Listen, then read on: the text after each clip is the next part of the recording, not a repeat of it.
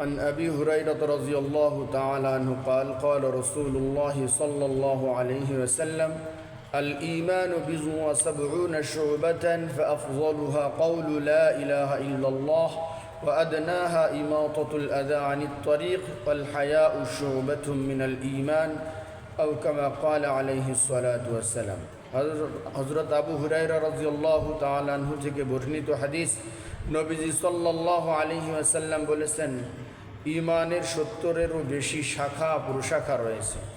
এই শাখা প্রশাখার মধ্যে সর্বশ্রেষ্ঠ এবং সর্বোত্তম শাখা হলো কওলু লা ইলাহা ইল্লাল্লাহ, লা ইলাহা ইল্লাল্লাহ বলা। ওয়া আদনাহা ইমাতাতুল আদা আনিত তরিক, আর সবচেয়ে ছোট শাখা হলো রাস্তা থেকে কষ্টদায়ক বস্তু সরায় দেওয়া। ওয়াল হায়াউ শুবাতুম মিনাল ঈমান, এবং লজ্জাও ঈমানের একটি বিশেষ শাখা। এই হাদিস থেকে বোঝা যায় লা ইলাহা ইল্লাল্লাহ হলো সর্বসেরা শাখা, সর্বসেরা একটা অংশ ঈমানের। যে ব্যক্তি লা ইলাহা ইল্লাল্লাহ বলবে না তার ঈমানের শাখাই তৈরি হবে না, ঈমানই তৈরি হবে না।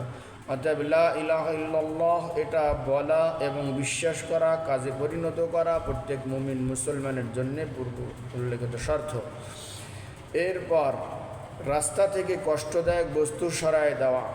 রাস্তায় যে কোনো ধরনের কাঁটা, ইট, কলার সুবলা হোক, যা দিয়ে মানুষের ক্ষতি হতে পারে, এ ধরনের বস্তু রাস্তা থেকে সরায় দেওয়া একজন ঈমানদারের কাজ।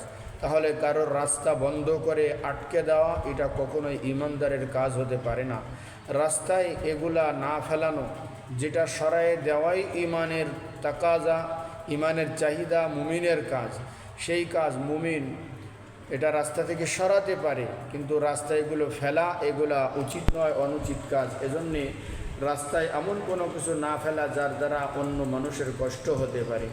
লজ্জাও ঈমানের একটি বিশেষ শাখা। এ কথার দ্বারা অনেক কিছুই আমাদেরকে নবী সাল্লাল্লাহু আলাইহি সাল্লাম বুঝিয়েছেন। লজ্জা না থাকলে সে যা ইচ্ছা তাই করতে পারে।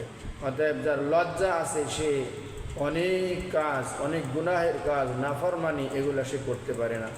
সবচেয়ে বড় লজ্জার বিষয় হলো যে আমাকে যে আল্লাহ তাআলা সৃষ্টি করলেন, যে আল্লাহ আমাকে লালন পালন করলেন, যিনি আমার খাওয়া থাকা সব কিছুর ব্যবস্থা করতেছেন, সে আল্লাহর নাফরমানি করা এটাই সবচেয়ে বড় লজ্জা।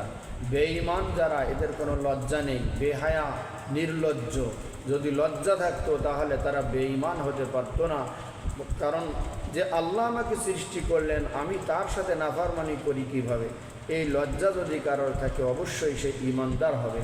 আল্লাহ আমাদের ঈমানকে আরও মজবুতি নসিব করেন। আমিন। আখিরু দাওয়ানা আলহামদুলিল্লাহি রাব্বিল আলামিন।